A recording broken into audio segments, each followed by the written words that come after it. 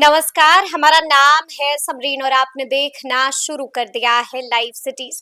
देखिए, दिल्ली की Rouse Avenue court ने लालू यादव, राबड़ी देवी, तेजस्वी यादव को आईआरसीटीसी घोटाले मामले में आरोपी मान लिया है। यानी कि अब तीनों के खिलाफ केस चलेगा। यानी कि चुनाव से पहले राजद को, चुनाव से पहले महागठबंधन को बड़ा झटका लग चुका है। लेकिन ऐसे में कई तरह के सवाल है जिसका जवाब सब जानना चाह रहे हैं कि आखिर पूरा मामला क्या है। लोग ये भी सवाल पूछ रहे हैं कि आखिर इसका कानूनी दांव-पेच क्या कुछ है। तो सब कुछ हम आपको तफसील के साथ इस वीडियो में बताएंगे। तो एक बार फिर से इस मुद्दे पर सीधी बातचीत करने के लिए हमारे साथ पटना हाई कोर्ट के जाने माने एडवोकेट देव प्रकाश जी हैं। सबसे पहले बहुत शुक्रिया बातचीत के लिए। जी धन्यवाद जी, सबसे पहले वकील साहब, हम आपसे समझना चाहेंगे कि आखिर पूरा मामला है क्या। सबसे पहले तो आपके दर्शकों को और आपको दीपावली एवं छठ की शुभकामनाएं। जी, आप दूसरी बात यह है कि मैं जो भी बोलूंगा प्योरली कानूनी बोलूंगा, उसमें व्यक्ति विशेष एक चूंकि केस आप लेकर इसके बारे में चर्चा होगी। हमारा किसी व्यक्ति विशेष से, किसी पार्टी से न तो लव है न हेट है। हम प्योर कानूनी बात करेंगे, इसलिए हमारी बातों किसी से जोड़ न रखें कि उनसे उनका एफिनिटी है, उनसे उनका हेट है, ऐसी कोई बात नहीं है। अब आप सवाल करिए अपना। पूरा मामला है क्या, सबसे पहले तो ये तफसील के साथ हम जानना चाहेंगे। देखिए, एक टेंडर का कोई इन्फ्लुएंस क्या केस हुआ था इनके ऊपर, शायद हमारे हिसाब से वो जो टेंडर हुआ था जिसमें चाणक्य होटल वाले जो ओनर थे विजय कोचर साहब, उनको दो होटल मिला था। एक बीएनआर होटल था जो वहाँ रेलवे का होटल था यहाँ पर रांची में, उस होटल में ठहरे हुए भी हैं। वो होटल की बहुत ही बुरी स्थिति थी। पहले जब रेलवे चला रही थी, आईआरसीटीसी चला रही थी, उसकी स्थिति बहुत बुरी थी। जिस समय इन्होंने लिया, चाणक्य उन्होंने लिया, तो वो एकदम चमन हो गया था। लोग वहाँ अच्छी अच्छी पार्टी होने लगी थी। लोग चूंकि जंक्शन के ठीक बगल में है, तो वो स्टेशन दी गई थी, वो होटल दी गई थी। और एक कोई होटल था ये पुरी में, जगन्नाथपुरी में, वो होटल भी दी गई थी। सरकार प्राय, अभी देखिए पाटलिपुत्र होटल रेडिसन को दिया गया। सरकार प्राय जो अपनी होटल को संचालन नहीं कर पाती और नहीं ही कर पाती। अब तो वो जो टूरिज्म कॉर्पोरेशन था वो तो लगभग बंद प्राय हो गया, क्योंकि सरकार फिर व्यवस्था होटल इसी जो हॉस्पिटलिटी इंडस्ट्री नहीं चला पाती, तो वो उसको टेंडर करती है, बिडिंग करती है और किसी संचालक को दे दिया। इवन कि प्राइवेट लोग बहुत सारे दूसरे को दे देते हैं। ये एक नॉर्मल प्रोसेस है। इस प्रोसेस में ऐसा नहीं है कि देखने से ही लग जाएगा भाई किसी को दे दिया तो गलत काम कर दिया, यह नहीं है। आरोप यह है कि जिसको इन्होंने दिया उसको कम पैसे में दिया, अच्छा, ज्यादा दिनों के लिए दिया, ठीक है। ये आरोप है। उसके बदले इन्होंने कुछ लिया, ये आरोप है। क्या लिया, कहाँ से लिया, किससे लिया। देखिए, टेंडर की एक प्रोसेस है। आर्टिकल 299 में, संविधान में, सरकार को टेंडर करने का अधिकार प्राप्त है। टेंडर का प्रोसेस, टेंडर कमेटी होती है, पहले का आरएफपी निकलता है या एनआईटी या बीओक्यू जो भी है वो निकलता है, उसमें सारे कंडीशंस बनते हैं। तो कंडीशंस जो बनते हैं उसमें बहुत सारा सरकार की रूलिंग है कि कंडीशंस कभी रेस्ट्रिक्टिव नहीं होना चाहिए, किसी व्यक्ति विशेष को, किसी कंपनी विशेष को फेवर करने के लिए नहीं होना चाहिए, नियम बना हुआ है। प्राय टेंडर एक बहुत बड़ा गोल्ड माइन बना हुआ है। बहुत जगह लोग जहाँ तहाँ छेड़छाड़ करके किसी व्यक्ति विशेष को देने के लिए कुछ न कुछ करते हैं। ऐसा नहीं सब फेयर ही हो रहा है, सो बात नहीं है। अधिकतर टेंडर में देखिएगा किसी न किसी को देने के लिए कुछ न कुछ किया, यानी कि फेवरिज्म होता है। ऐसे कंडीशन बना देते हैं कुछ उसी को मिल जाए। लेकिन एक बात और भी है, आप कोई टेंडर हुआ और किसी ने कम पैसा कोट कर दिया और लग रहा है कि इससे काम नहीं हो। मान लीजिए कोई ब्रिज का टेंडर हो जाए और मान लीजिए टेंडर हुआ कि 10 लाख में ब्रिज बनेगा, किसी ने दे दिया हम 5 लाख में बना देंगे, तो क्या सरकार उसको दे देगी? और दे देगी, कल पुल गिर जाएगा। अगर 10 लाख का टेंडर उसको बनाने में ही 9 लाख का कॉस्ट लग रहा है, तो 10 लाख कोई दे रहा तो उसी में कोई 10 लाख 5,000 बीस तभी न देगी। तो यह सरकार में यह भी आदेश है कि अगर बहुत ही नॉर्मली जो एब्सर्ड टेंडर है उसको रिजेक्ट करने का पावर भी होता है। टेंडर कॉपी मैंने नहीं देखी है, टेंडर कॉपी देखें और उसको पूरे दस्तावेज देखें तो बहुत हद तक स्पष्ट हम देख के, चूंकि टेंडर कॉन्ट्रैक्ट केस हम करते हैं तो हम देख के बता सकते हैं कि उसमें इन्फ्लुएंसिंग हुआ है कि नहीं हुआ है। अब यह देखना है कि उस टेंडर प्रोसेस में मंत्री का इन्वॉल्वमेंट कहाँ था, क्योंकि हर टेंडर में कमेटी होती है, टेंडरिंग अथॉरिटी होता है, उसके ऊपर ऑफिसर होते हैं। मंत्री तो बहुत ऊपर की चीज होती है, रेलवे बोर्ड है, उसके बाद वो आते हैं मंत्री। मंत्री पर तो कोई केस भी नहीं होते, नॉर्मली जीएम पर केस होता है या चेयरमैन, कुछ लोग पार्टी चेयरमैन पार्टी बनते नहीं। तो मंत्री उसमें कहाँ किए, कहाँ फाइल बुला लिए और कहाँ बुला के कह दिए कि नहीं इनको दे दो। ऐसा कोई इस फाइल पर आदेश है, उस पर आदेश है कि इनको दे दो, या मंत्री ने यह कहा कि इस कंडीशन को हटा दो, ऐसा कंडीशन लिखो कि फलाने आदमी को मिल जाए। तो ये सब दस्तावेज में होगा।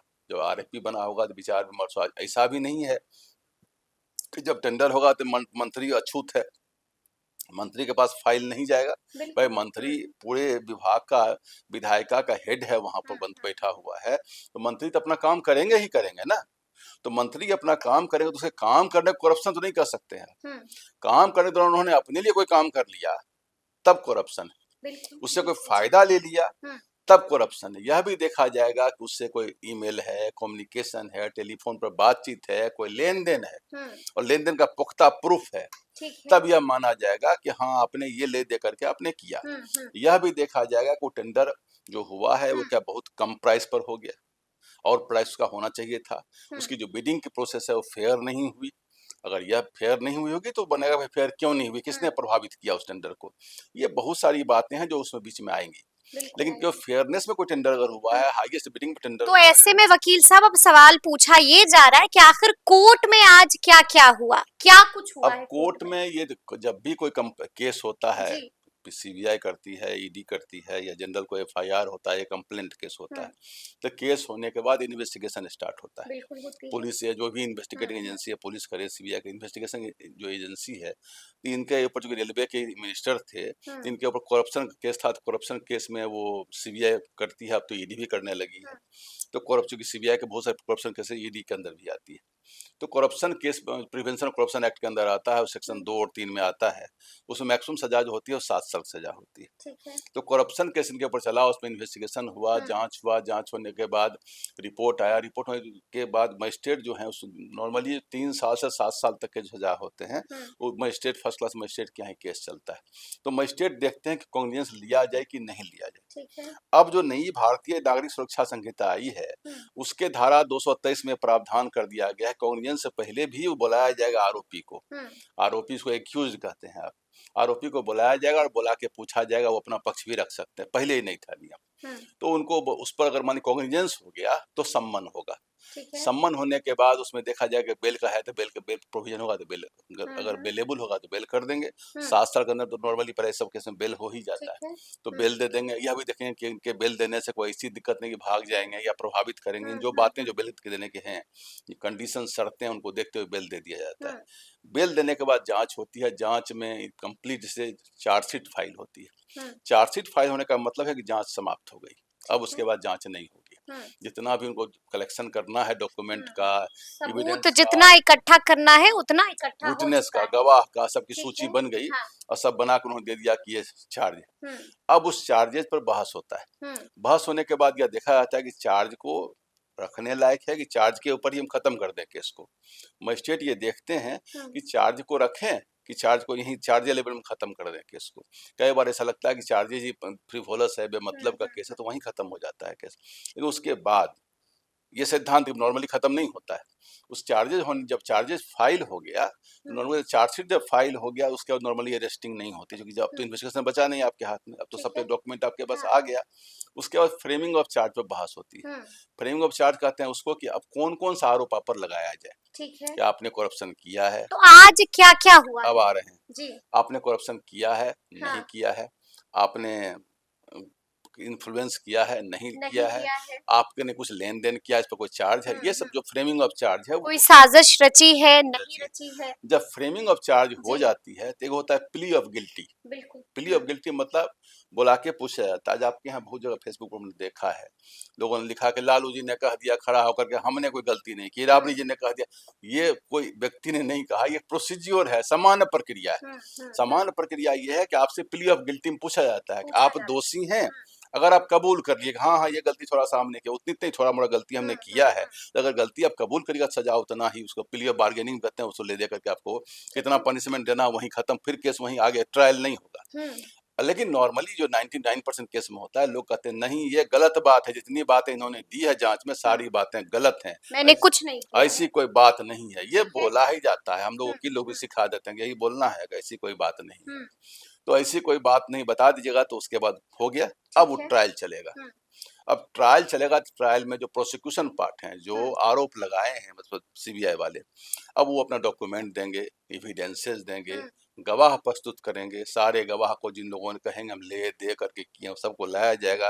विजय कोचर साहब तो सुनते हैं उनका डेथ भी हो गया, जो चाणक्य के मालिक थे, पता नहीं उनके कहाँ। तो वो होगा, प्लस डॉक्यूमेंट में कोई लेन देन का होगा, कुछ और भी बात हो तो वो रखा, वो कोर्ट में देखा जाए कि एविडेंस के लायक है कि नहीं, एविडेंसरी वैल्यू उसका है कि नहीं, वो टिकेगा कोर्ट में कि नहीं टिकेगा। क्योंकि ऐसे फेसबुक पर आरोप लगा देना, सोशल साइट पर आरोप लगा देना, अखबार में बोल देना और कोर्ट में कोई चीज सरवाइव करना, दोनों में जमीन आसमान का अंतर है। दोनों तो अलग कोर्ट में सरवाइव करेगा कि नहीं करेगा उन बातों पर बहस होगी। प्रोसिक्यूशन का जो आरोप लगाने वाले हैं उनका जब हो जाएगा और उनका जब उसके बाद होगा डिफेंस का, जो इनके बचाव पक्ष के वकील होंगे वो अपनी बात रखेंगे, अपना गवाह गुजारेंगे, अपना ही डॉक्यूमेंट रखेंगे, उस पर बहस होगी। उस पर बहस होगी, इस बीच में जो भी उनके गवाह होंगे उसको क्रॉस एग्जामिनेशन इधर के वकील भी करेंगे। जो सिनेमा में आप लोग देखते हैं, एक सवाल किया जाता है, एक सवाल किया जाएगा, वो सवाल जवाब कटघरा में खड़ा होके होगा, हर एक डॉक्यूमेंट पर बहस होगी। ये सही है, लेकिन ऐसे में ये भी समझना बेहद जरूरी हो जाता है वकील साहब कि आखिर ऐसा क्या हुआ था कि कोर्ट ने लालू यादव, राबड़ी देवी, तेजस्वी यादव को आरोपी मान लिया। आरोपी किस आधार पर माना है? देखिए, प्रथम दृष्टया कोर्ट ने तो आरोप मान लिया, बिल्कुल, तभी चार्ज फ्रेमिंग प्रथम दृष्टया आधार क्या था, ऐसा क्या सबूत पेश हुआ? अभी तक जो बहस हुआ उसको कहा कि अब इसको ट्रायल के लायक ये केस है, हम ट्रायल कराएंगे, जो कोर्ट का जो एजुकेशन प्रोसेस है उस प्रोसेस में रखेंगे इसको, अगर नहीं होता तो वहाँ हटा दिया होता। वो कहा कि नहीं, इसको हम ट्रायल में ले जाएंगे केस को। तो नॉर्मली सीबीआई द्वारा केस है तो ट्रायल में जाना ही जाना है, ये सब कोई बहुत बड़ी बात नहीं है। तो ट्रायल के लिए ले जाए गई। अब ट्रायल में अगर जाएगी, दोनों तरफ से बात चलेगी, उसके बाद इनके तरफ से होगी, उसके बाद दोनों तरफ से आर्गुमेंट होगा, दोनों को वकील आर्गुमेंट करेंगे। आर्गुमेंट करने के बाद एक बार इनको भी बुलाया जाएगा, फ्रेमिंग ऑफ चार्ज इनको भी बुलाया जाता है, एक्यूज को भी 351 में, और बुला के इनसे भी पूछा जाएगा अपना पक्ष आप रखिए। अब हमारे हिसाब से तो उस समय मंत्री केवल लालू जी थे, न राबड़ी जी रेल मंत्री थी, ना वही तो सुनते हैं माइनर थे।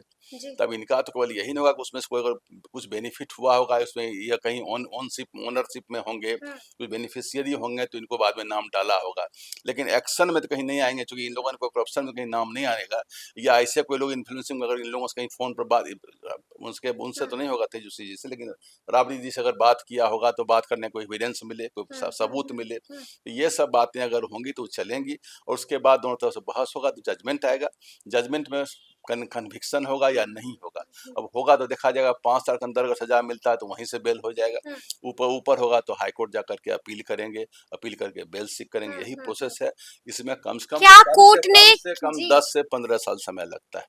10 से 15 साल समय लगता है। लेकिन ऐसे में एक और प्रश्न आ गया जहन में वकील साहब, और वो सवाल ये है कि क्या कोर्ट ने लालू यादव को लेकर के भी कुछ टिप्पणी की है? कई तरह की खबरें आ रही हैं। नहीं, ये टिप्पणी का स्टेज नहीं था, ये टिप्पणी का स्टेज नहीं, ये बहुत नॉर्मल एकदम प्रोसेस है, जैसे कि वो होता है ना शादी ब्याह में, कोई ये मंत्र बोलेगा फिर ये मंत्र बोलेगा, वही सिस्टम ट्रायल का प्रोसीज्योर है।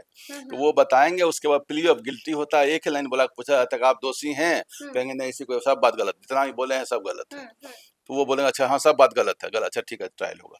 ना उनकी बात को मजिस्ट्रेट माना, ना इनकी बात माना, कहेगा ठीक है भाई जो आगे प्रोसेस ट्रायल किया जाए, आगे की जांच प्रक्रिया शुरू हो, अब ट्रायल प्रोसेस चलेगा। ट्रायल प्रोसेस अब चलेगा, तो इसमें सजा कितनी होती है और क्या सजा होती है सजा अगर आरोप सिद्ध हो जाते हैं तो? सजा मैक्सिमम 7 साल की है, 2 साल हो, 3 साल हो, 4 साल हो, 5 साल हो। लेकिन सबसे बड़ी बात है जो टाइम पीरियड इसका है, और टाइम पीरियड इसका नहीं है, जो प्रोसेस है उसमें टाइम लगेगा ही लगेगा। दिल्ली हाई कोर्ट है, वहाँ यही है, वो काम नहीं है, और बहुत सारा काम है। कई बार तो प्रोसेस चलते चलते मजिस्ट्रेट बदल जाएंगे, फिर दूसरे मजिस्ट्रेट आएंगे, फिर कुछ दिन लगा रहेगा, फिर कुछ लोग एडजॉर्नमेंट सीख करेंगे, बहुत सारे गवाह होंगे जिनका डेथ हो गया होगा, जो रेलवे के उसमें ऑफिसर्स होंगे, एम्प्लॉय होंगे, डॉक्यूमेंट होगा, कौन मिलेगा कौन नहीं मिलेगा पता नहीं, सीबीआई क्या लेकर आई है, कहाँ लेकर आई है, कितना टिकेगा नहीं टिकेगा, क्योंकि डॉक्यूमेंट्री एविडेंस बहुत वीक एविडेंस माना जाता है, कहाँ सर्वाइव करेगा नहीं, जब तक कोई ट्रांजेक्शन नहीं मिल जाए डायरेक्ट इनके साथ में, ये टेंडर हुआ, इन्होंने इतना पैसा दिया या इतना जमीन दिया, मकान दिया, उस पर इन्होंने बना लिया, अगर कोई मकान है जमीन है कि इस ट्रांजेक्शन का नहीं है तो नहीं होगा, इस ट्रांजेक्शन का जमीन मकान होगा तभी उसमें कुछ होगा। तो हमारे हिसाब से अभी ये मामला दिल्ली दूर है। तेजस्वी यादव की मुश्किलें क्या बढ़ सकती हैं? अभी तो समझिए कि बात दोनों तरफ से चलेगा। वो है ना क्योंकि रश्मि चुनाव का समय है, कुछ भी हो सकता है। क्या तेजस्वी यादव फेरे में फंस सकते हैं? मुश्किलें बढ़ सकती हैं वकील साहब, आपको क्या लगता है? अभी तो रश्मि रथी की पंक्ति है कि रथ जी। चली परस्पर बात चली समदम की टेढ़ी घात चली। अभी हम्म। चलता रहेगा, बच गया आरोप। अब राजनीति पर कमेंट करेंगे तो लोग कहेंगे डीपी सिंह राजनीति पर कमेंट करते हैं वकील साहब। हम्म। लेकिन मैं आपको बता दूं कि राजनीति में तो ये सब क्वालिफिकेशन माना जाता है, मेडल है राजनीति का ये हम्म। सब चीज। तो हम्म। इसलिए कौन लोग सही है इसमें। हम्म। जितने लोगों का नाम हम देख रहे हैं, तो पता नहीं गांधी जी इन लोगों के लिए क्यों स्वाधीनता संग्राम की हम्म। समझ में नहीं आता, कैसे कैसे लोग आ रहे हैं। तो ये तो मेडल है, हम्म। इसमें क्या दिक्कत होगी, कुछ होना तो भी है नहीं इसमें। और लेकिन आगे क्या हो सकता है? अगर अभी कुछ नहीं होना है, लेकिन आगे आगे क्या हो सकता है? आगे भी क्या मुश्किल खड़ी हो सकती मैंने है? टेंडर नहीं देखा है, डॉक्यूमेंट नहीं देखा, क्या डॉक्यूमेंट प्रस्तुत हुआ है। हाँ। मेरे हिसाब से सजा होने अगर होगा भी तो बहुत कम दिन के लिए होगा, होगा भी तो लालू जी को हो सकता है। हम्म। इन लोगों को होगा कि नहीं होगा कहना मुश्किल है, राबड़ी जी को और तेजस्वी जी को। और गिरफ्तारियां भी हो सकती हैं? अभी गिरफ्तारी का कोई चांस नहीं। कोई चांस नहीं है। नहीं नहीं, गिरफ्तारी कोई तो चांस ऐसे में सवाल ये भी मन में उठ रहा है कि कैसे इनका पक्ष मजबूत हो सकता है, यानी कि कैसे लालू यादव, राबड़ी देवी, तेजस्वी यादव का पक्ष कैसे मजबूत हो नहीं। अभी सकता ये है? कोई इरेलीवेंट मैटर है, केवल पॉलिटिकल बात में बोली जाएगी। हाँ। अभी इसमें न कुछ ना आते, आरोपी केवल हैं। ठीक है। कन्विक्शन भी नहीं हुआ, जब तक सजायाफ्ता इसमें नहीं है, हाँ। कन्विक्टेड हाँ। नहीं है, तो अभी इसका कोई मतलब, ऐसे तो बहुत केस बहुतों पर चल रहा है, दूसरे क्या हो जाता हम्म। है अगली इसका। सुनवाई कब है इस मामले में? अभी चलेगा, अब तो उसमें गवाह गुजरेंगे, जी। एविडेंस डॉक्यूमेंट, अब चलेगा। अभी समझिए अब जो चलेगा प्रोसेस, हम्म। वो बहुत इंपॉर्टेंट नहीं होगा, शास्त्रीय संगीत चलेगा अब।